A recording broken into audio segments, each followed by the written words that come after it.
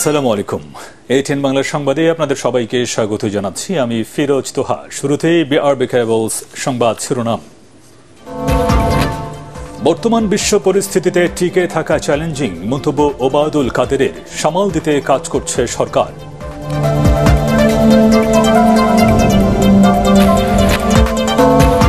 রাজনৈতিক প্রভাবে কুলুষিত ব্যাংকিং খাত, দাবি সিপিডির। সমন্বিত উদ্যোগ না নিলে আরও খারাপ হওয়ার আশঙ্কা।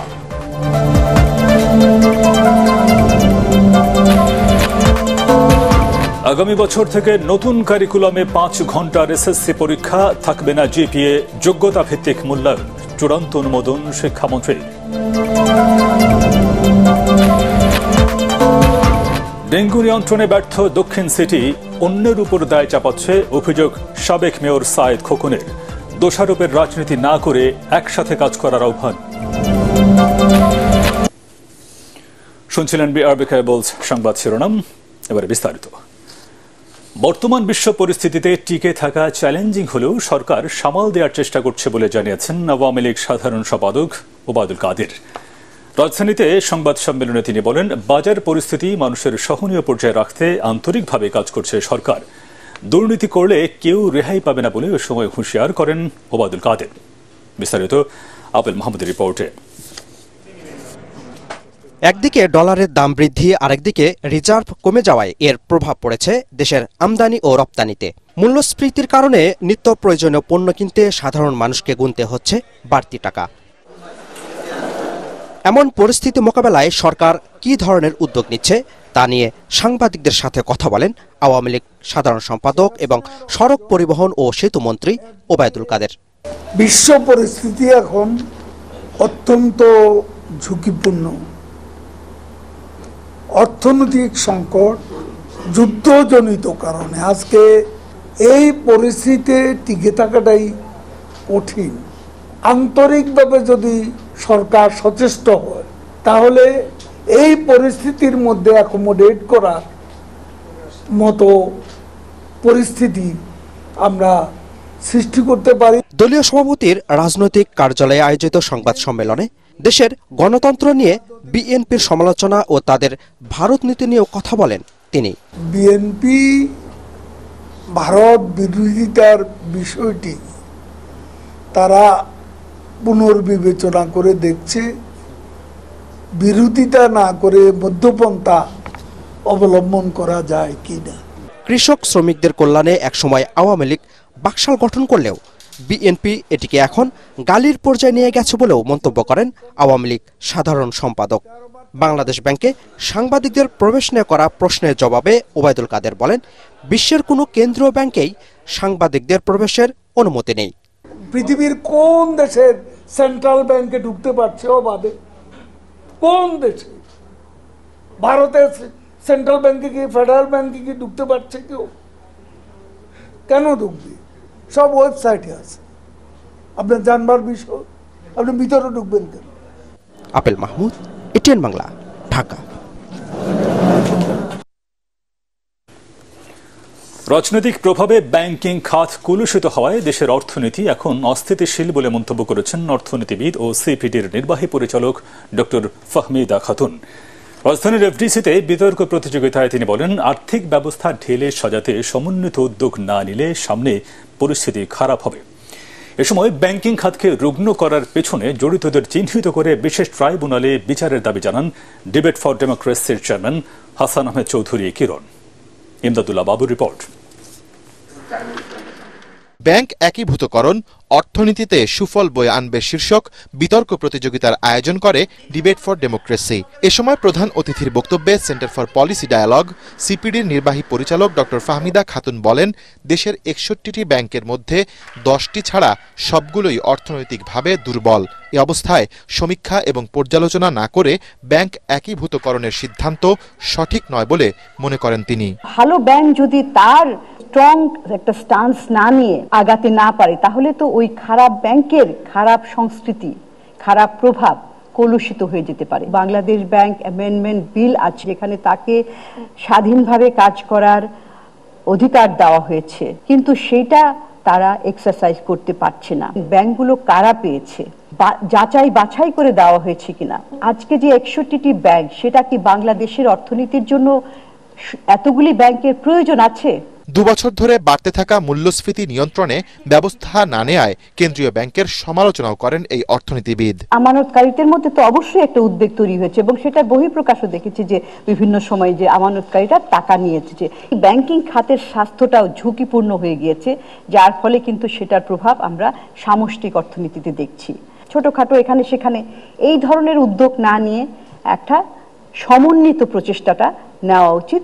অনুষ্ঠানে ঋণ জালিয়াতি ও অর্থ পাচারের সাথে জড়িতদের রাষ্ট্রীয় সুবিধা বাতিলের সুপারিশ করেন ডিবেট ফর ডেমোক্রেসির চেয়ারম্যান হাসান আহমেদ চৌধুরী কিরণ। আমরা দেখেছি যে বাংলাদেশ ব্যাংক নানা রকম ভাবে নীতিগত ভুল সিদ্ধান্ত নিয়েছে, নানা রকম আইনি সুবিধা দিয়ে গ্রাহকদেরকে ক্ষতিগ্রস্ত করে আমরা দেখেছি ব্যাংকগুলোকে পারিবারিক ব্যাংক হিসেবে তারা রূপান্তরিত করেছে। আজকে আমার কৃষক সামান্য ঋণের জন্য জেল খাটছে, হাজার হাজার কোটি কোটি টাকা যারা লুট করেছে তারা বুক ফুলিয়ে তারা দেখা যাচ্ছে তারা জাতীয় সংসদে কেউ যাচ্ছে, তারা বুক বুলিয়ে তারা সরকারের সাথে, বিরোধী দলের সাথে, সকলের সাথে তারা সুসম্পর্ক রেখে সামাজিক মর্যাদা বৃদ্ধি করছে। তাদেরকে সামাজিকভাবে বয়কট করার জন্য আমরা অনুরোধ করছি। যারা ব্যাংকগুলোকে দুর্বল করার পেছনে জড়িত তাদের নাম সংসদে প্রকাশের পাশাপাশি বিচারের মুখোমুখি করার দাবিও জানান তিনি। আমরা কেন ঋণ খেলাপিদের তালিকা, ঋণ জালিয়াতির তালিকা আমরা কেন প্রকাশ করতে পারছি না? গণমাধ্যমের সেটি ছেড়ে দেওয়া, সরকারের সুবিধা হবে তাদেরকে নাগরিক সুবিধা থেকে বঞ্চিত করতে। যারা বিদেশে অর্থ নিয়ে পালিয়ে গিয়েছে তাদেরকে আমাদের এই ডিপ্লোমেসির মাধ্যমে তাদেরকে বিদেশ থেকে ফিরিয়ে এনে বিশেষ ট্রাইব্যুনালের মুখোমুখি করে আমি বিচারের ব্যবস্থা করবার জন্য প্রথম সুপারিশ আপনাদের কাছে করছি। প্রতিযোগিতায় বেগম বদরুন্নেসা মহিলা কলেজকে হারিয়ে বিজয়ী হয় তেজগাঁও কলেজ। ইমদাদুল্লাহ বাবু, ATN বাংলা, ঢাকা। বহির্বিশ্বে যারা বাংলাদেশ সম্পর্কে নেতিবাচক প্রচারণা চালাচ্ছে তারাই মূলত দেশের সমন্বিত উন্নয়ন যাত্রাকে ব্যাহত করতে চায় বলে জানিয়েছেন রাষ্ট্রপতি মোহাম্মদ শাহাবুদ্দিন।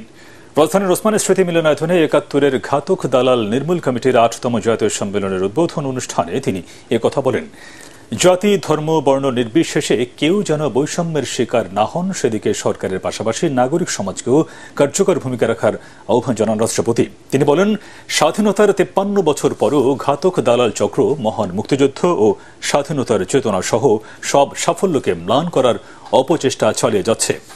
যুদ্ধাপরাধী, মানবতা বিরোধী অপরাধীদের বিচার কাজ শেষ হলেও ঘাতক দালাল নির্মূল কমিটির কাজ কখনো শেষ হবে না বলে মনে করেন তিনি।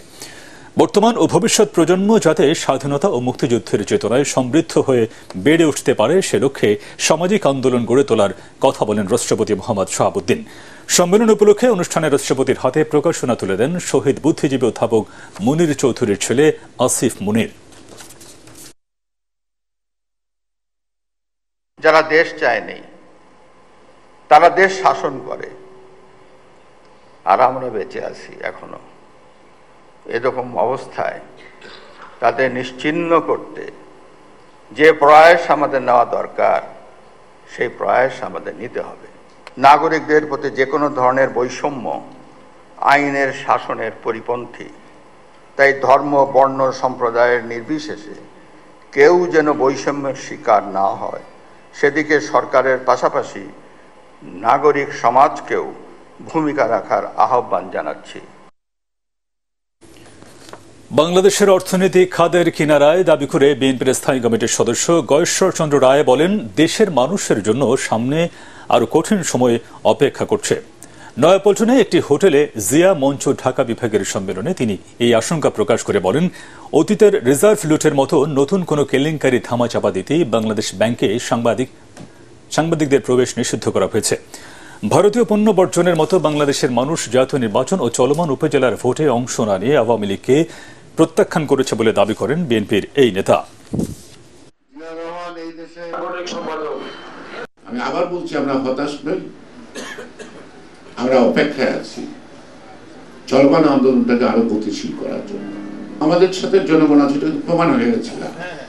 ৭ই জানুয়ারি কি দেখাইছে, এই উপজেলা তো আরো ওরা নির্বাচন করতেছে, এই উপজেলায় তো আমরা রাস্তাঘাটে ব্যারিকেডও তৈরি করতেছি না, ঠিক না?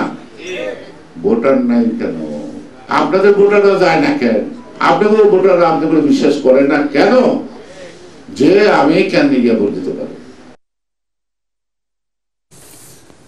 আগামী বছর থেকে 5 ঘন্টার এসএসসি পরীক্ষায় বসবে নতুন কারিকুলামের শিক্ষার্থীরা। সামষ্টিক মূল্যায়নের 35% ব্যবহারিক আর 65% হবে লিখিত।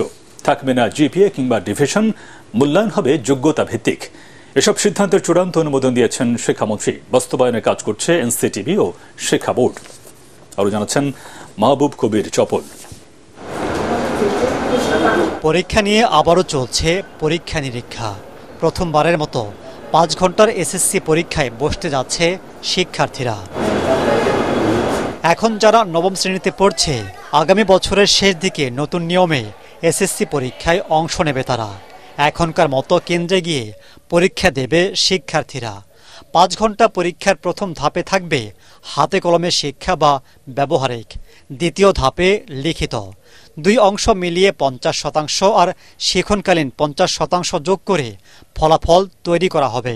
তবে থাকবে না কোনো নম্বর কিংবা জিপিএ, রেজাল্ট হবে যোগ্যতা ভিত্তিক। বর্তমান যে আদলে হচ্ছে এসএসসি পরীক্ষা কেন্দ্রে কেন্দ্রে গিয়ে সেই আদলই হবে। মনে করেন সে 10টার সময় সেন্টারে গেল, সে এক নাগারে যে 5 ঘন্টা লিখতেই থাকবে বা কাজ করতে থাকবে তেমনটি নয়, মাঝখানে বিরতি আছে। সে কি কি অ্যাক্টিভিটিস করবে, কি কি লিখিত অংশ করবে, তার কোশ্চেনগুলো তাকে শুরুতেই দিয়ে দেওয়া হবে এবং আমাদের যারা ইনভিজিলেটর থাকবে তাদেরকে একটা গাইডলাইন দেওয়া হবে তারা কিভাবে এই অ্যাক্টিভিটিসগুলো শিক্ষার্থীদের কাছ থেকে নেবে। টোটাল 100%-এর মধ্যে 50% শিক্ষণকালীন মূল্যায়ন, যেটা জানুয়ারি থেকে শুরু হয়ে ডিসেম্বর পর্যন্ত চলবে। আর বাকি 50% হচ্ছে সামষ্টিক মূল্যায়নের জন্য। সেই 50%-এর মধ্যে রিটেন পার্টটার জন্য 65% আর অ্যাক্টিভিটি পার্টটার জন্য 35%।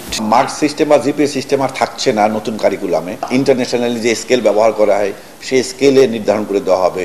নতুন নিয়মে পরীক্ষা ও মূল্যায়নের জন্য শিক্ষকদের প্রশিক্ষণ শুরু করা হবে বলে জানান ঢাকা বোর্ডের চেয়ারম্যান। কমবে পরীক্ষা ও ফলাফল দেওয়ার সময়। প্রত্যেকের আলাদা আলাদা খাতা থাকবে। ওই এখন যেমন ওএমআর ধরা খাতা থাকে সেরকমই খাতা থাকবে, সিট থাকবে, কেউ কারোটা দেখবে না এবং ইনভিজিলেটর থাকবে। তিনি সেখান থেকে ওই ওএমআর ছিঁড়ে নিয়ে খাতাগুলোকে আনআইডেন্টিফাইড করে এখন যেরকম করে হয় সেভাবে বোর্ডে চলে যাবে। তখন অত লম্বা সময় লাগবে না, আমাদের 10টা বিষয়ের 10 দিনই শেষ হয়ে যাবে। রেজাল্ট এগুলো দ্রুত হয়ে যাবে, কারণ আমাদের ম্যাক্সিমাম কাজই হলো অ্যাপসের মাধ্যমে হবে, তো রেজাল্ট প্রক্রিয়া করতে বেশি সময় লাগবে না। 4র্থ থেকে নবম শ্রেণী পর্যন্ত স্কুলেই এসএসসি নিয়মে পরীক্ষা নেওয়া হবে। স্কুলের পরীক্ষাগুলোতেও সে একই প্রক্রিয়া অবলম্বন করব। মাহবুব কবির চপল, এটিএন বাংলা, ঢাকা। ডেঙ্গু নিয়ন্ত্রণে ব্যর্থ হয়ে ঢাকা দক্ষিণ সিটি কর্পোরেশন অন্যের উপর দায় চাপাচ্ছে বলে অভিযোগ করেছেন সাবেক মেয়র এবং সংসদ সদস্য সাইদ খোকন। দোষারোপের রাজনীতি না করে একসাথে কাজ করার আহ্বান জানান তিনি। জয়দেব প্রেস ক্লাবে সংবাদ সম্মেলনে তিনি আরও বলেন, সিটি টোলের নামে চাঁদাবাজি বন্ধ করে গেলে কমে আসবে নিত্যপণ্যের দাম। বিস্তারিত শফিউল আলম সুজনের রিপোর্টে। স্বাস্থ্য অধিদপ্তরের তথ্য মতে 2019 সালে ঢাকার 2 সিটির ডেঙ্গু রোগী ছিল 51,762 জন।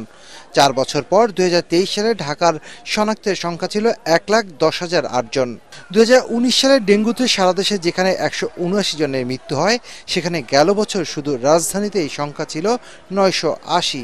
আমরা একটা ডকুমেন্ট জাতীয় প্রেস ক্লাবের সংবাদ সম্মেলনে ঢাকা দক্ষিণ সিটি কর্পোরেশনের সাবেক মেয়র সাইদ খোকন বলেন, আগামীতে ডেঙ্গু পরিস্থিতি আরো ভয়াবহ হবে রাজধানীতে। ঢাকা দক্ষিণ সিটি কর্পোরেশন ডেঙ্গু নিয়ন্ত্রণে ব্যর্থ হয়ে এখন অন্যের ওপর দায় চাপাচ্ছে বলেও অভিযোগ করেন তিনি। দক্ষিণ সিটি কর্পোরেশনের দায়িত্বে আমি ছিলাম, তখন ডেঙ্গুর আউটব্রেক হয় এবং পরিস্থিতি কিন্তু অনেকটাই নিয়ন্ত্রণের বাইরে চলে গিয়েছিল। একটা সমস্যা আসতে পারে, আরেকজনের ঘাড়ে চাপি নিজের ব্যর্থতাকে ঢাকার চেষ্টা না করে আসুন আমরা এই ধরনের আচরণ না করে। সমালোচনা করেন সিটি কর্পোরেশনের টোল আদায় নিয়ে। এই সিটি টোলের নামে যে চাঁদাবাজি, এটা যদি বন্ধ করা যায় তাহলে এই স্বল্প আয়ের মানুষগুলো এই কাঁচা বাজারের জিনিস, শাক সবজি থেকে নিয়ে শুরু করে আমাদের ব্রয়লার মুরগি, আমাদের তেলাপিয়া মাছ কিংবা পাঙ্গাস মাছ, এটা আবার কমানো সম্ভব। ঢাকার ডেঙ্গু পরিস্থিতি নিয়ন্ত্রণে সব ধরনের সহযোগিতা ও সিটি কর্পোরেশনের সাথে সমন্বয় করে কাজ করতে প্রস্তুত বলেও জানান সাইদ খোকন। আসুন আমরা সবাই মিলে এই। শফিউল আলম সুজন, এটিএন বাংলা, ঢাকা। ভুল পরিকল্পনা ও অপরিকল্পিত ব্যবস্থাপনার কারণে চট্টগ্রাম মহানগরীর সড়কে নৈরাজ্য দিন দিন বেড়েই চলছে। দেশের বাণিজ্যিক রাজধানী হিসেবে পরিচিত হলেও শহরে সড়ক চলাচলের কোনো গাইডলাইন তৈরি হয়নি। এর ফলে অস্বাভাবিক হারে বেড়েছে দুর্ঘটনা, আর তা প্রতিরোধে দৃশ্যমান কোনো উদ্যোগ না থাকায় দুর্ঘটনাও কমছে না, বরং আরও বেপরোয়া হচ্ছেন চালকরা। সৈয়দ তামিম মাহমুদ জানাচ্ছেন বিস্তারিত।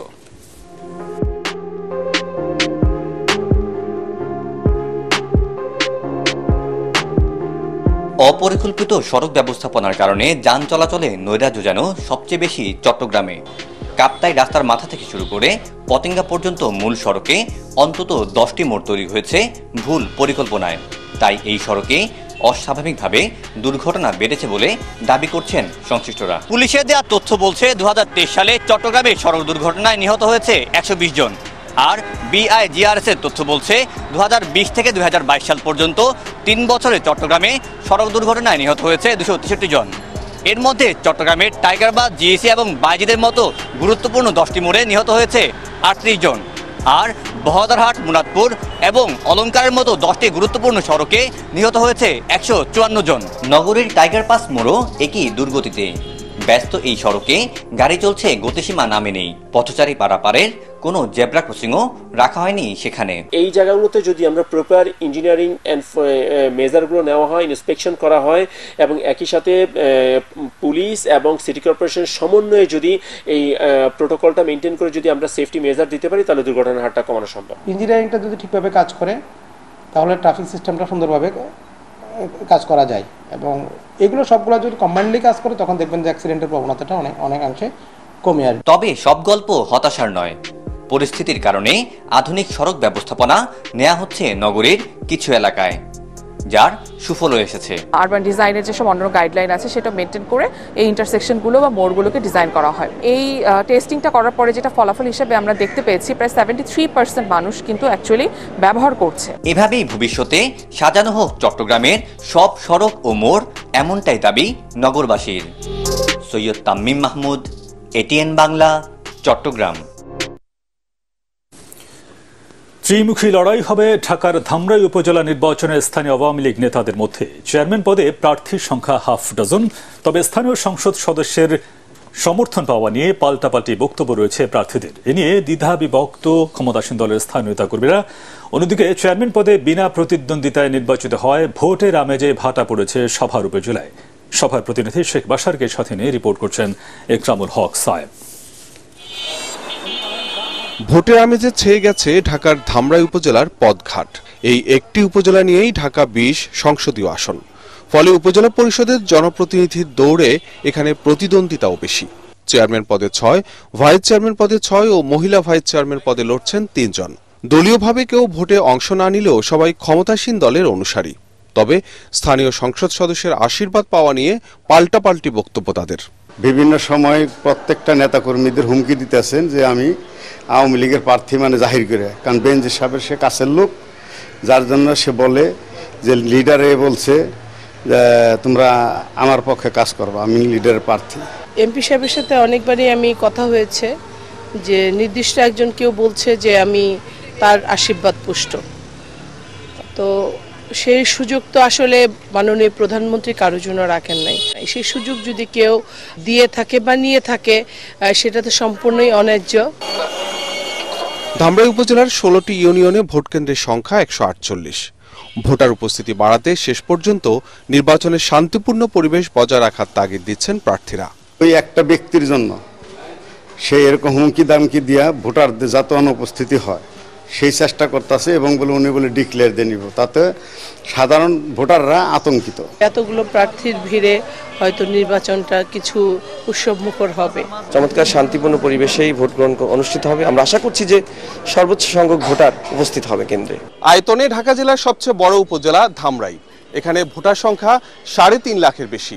আর চেয়ারম্যান, ভাইস চেয়ারম্যান এবং মহিলা ভাইস চেয়ারম্যান এই 3 পদেই প্রতিদ্বন্দ্বী সংখ্যা বেশি হওয়ায় দ্বিতীয় ধাপের এই নির্বাচনে ভোটার উপস্থিতি ভালো হবে বলেই আশা করছেন স্থানীয়রা। এদিকে পাশের সাভার উপজেলার চিত্র উল্টো। চেয়ারম্যান পদটিতে একক প্রার্থী থাকায় ভোট হচ্ছে বাকি 2 পদে, ফলে এখানে নেই তেমন ভোটের উত্তাপ। যখন চেয়ারম্যান নির্বাচিত হয়ে যায় তখন মানুষের ভোট দেওয়ার আগ্রহটা বা নির্বাচনমুখী মানে কেন্দ্রমুখী হওয়া এটা খুব কষ্টসাধ্য হয়ে যায়। নির্বাচনটা আসলে ওইভাবে জমে নাই। সাভারে ভোটার সংখ্যা 9 লাখের বেশি।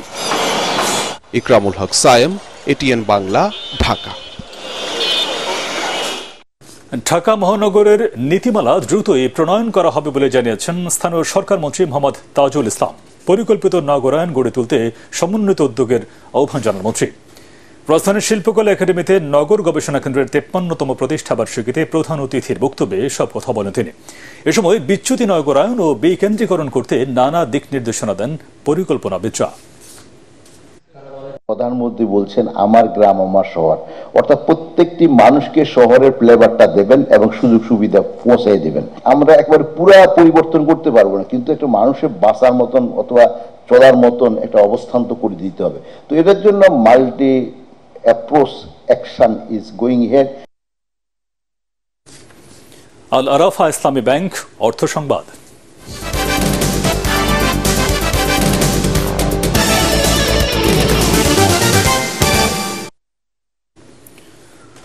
জলবায়ু পরিবর্তনের কারণে 2050 সাল নাগাদ বাংলাদেশের শস্য উৎপাদন 50% কমে যেতে পারে বলে মন্তব্য করেছেন পরিবেশবিদ ও বিজ্ঞানীরা।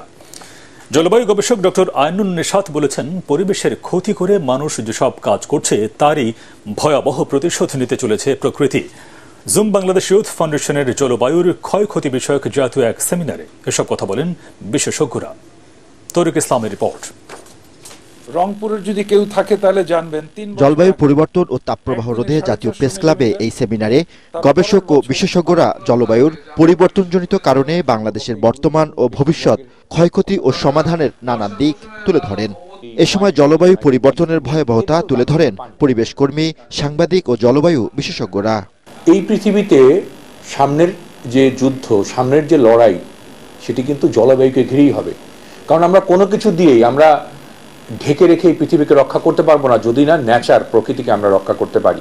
আমরা যদি ডেভেলপমেন্টের সময় দূষণকে যদি গুরুত্ব না দিই, কন্ট্রোলের বিষয়টি না রাখি, আমাদের ঘনত্ব অনেক বেশি, আমাদের মানুষের ক্ষয়ক্ষতির পরিমাণও বেশি হয়ে যাবে। পরিবেশের প্রাকৃতিক ভারসাম্য আনতে শহরে সবুজায়নের সঠিক নীতিমালা বাস্তবায়নের দাবি জানান খ্যাতিমান স্থপতি ইকবাল হাবিব। গাছ কাটার আগে প্রতিস্থাপন নিশ্চিত না করে গাছ কাটা বন্ধ করতেই হবে। তার মানে একটি গাছ কাটলে 10টি গাছ লাগাতে হবে।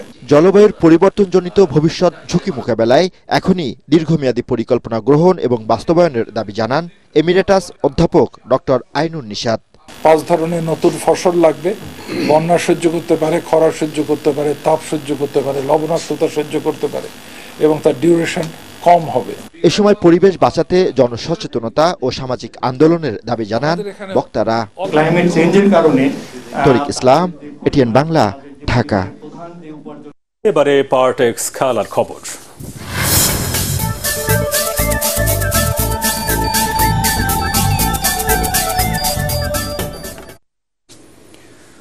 মাহমুদুল্লাহ রিয়াদ বাংলাদেশ ক্রিকেট দলের স্পিরিট আর ফর্ম হারিয়ে নিজেকে খুঁজে ফেরা লিটন দাসকে দলের সেরা ব্যাটসম্যান বললেন টাইগারদের হেড কোচ চন্ডিকা হাথুরু সিংহে। টি-20 বিশ্বকাপ খেলতে যুক্তরাষ্ট্রে যাওয়ার আগে তিনি একথা জানান। তাছাড়া দলের নতুনদের শক্তি এবং সামর্থ্যের কথা জানান বাংলাদেশের হেড কোচ। পরাগার মানের রিপোর্ট। 2021 সালে টি-20 বিশ্বকাপে দলের অধিনায়ক ছিলেন মাহমুদুল্লাহ রিয়াদ। সেবার ভালো করতে পারেননি, বাজে পারফরমেন্সের কারণে পরের টি-20 বিশ্বকাপ দলে জায়গায় হয়নি তার। অথচ দুর্দান্ত পারফর্ম করে 2024 সালের বিশ্বকাপে 38 বছর বয়সী মাহমুদুল্লাহ দলের অন্যতম ভরসা। তাই তাকে টাইগারদের স্পিরিট হিসেবে চিহ্নিত করেছেন head coach Chandika Hathurusingha. Spirit of the team because he is Mahmudullah সম্ভবত এই দলটির স্পিরিট। সে খুবই নির্ভীক ব্যাটিং করছে, এটা দলের জন্যই ভালো। বিশ্বকাপে সে চাপের মুহূর্তগুলো সামলে নেবে এবং তরুণদের পথ দেখাবে। কিছুদিন ধরে ফর্মটা ভালো যাচ্ছে না লিটন দাসের, বাজে সময় কাটাচ্ছেন এই ওপেনার। সবশেষ জিম্বাবুয়ে সিরিজেও রান খরা, 3 ম্যাচে রান 1, 23 ও 12। এরপর একাদশ থেকে ছিটকে যান তিনি। তাকে নিয়েই বিশ্বকাপ দল সাজিয়েছে বাংলাদেশ। টাইগারদের প্রধান কোচ হাতুরা সিং মনে করেন লিটন এখনো দেশ সেরা batter. Very talented, natural, gifted athlete. Liton আমাদের অন্যতম সেরা ব্যাটার। এই বিশ্বকাপে তার কাছ থেকে আমি বড় কিছু প্রত্যাশা করছি। সে অন্যতম সেরা ফিল্ডারও, যে কোনো পজিশনে ফিল্ডিং করতে পারে। Read the game well, support the team tactically as well. দলের নতুন পুরনো সব ক্রিকেটারকে নিয়ে পজিটিভ মন্তব্য করেছেন কোচ। অধিনায়ক হিসেবে নাজমুল হোসেন শান্ত কতটা পরিণত এই বিশ্বকাপে সেটা দেখার প্রত্যাশা আছেন চন্ডিকা হাতুরা সিং এ। পরাগ আরমান, ATN বাংলা, ঢাকা। শেষ করার আগে বিআরবি কেবলস সংবাদ শিরোনাম আরেকবার। বর্তমান বিশ্ব পরিস্থিতিতে টিকে থাকা চ্যালেঞ্জিং, মন্তব্য ওবায়দুল কাদেরের। সামাল দিতে কাজ করছে সরকার।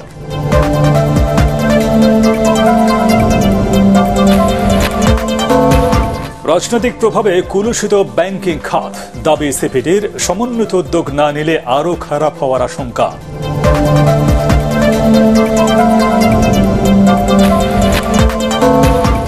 আগামী বছর থেকে নতুন কারিকুলামে 5 ঘন্টার এসএসসি পরীক্ষা, থাকবে না জিপিএ, যোগ্যতা ভিত্তিক মূল্যায়ন। চূড়ান্ত অনুমোদন শিক্ষামন্ত্রীর।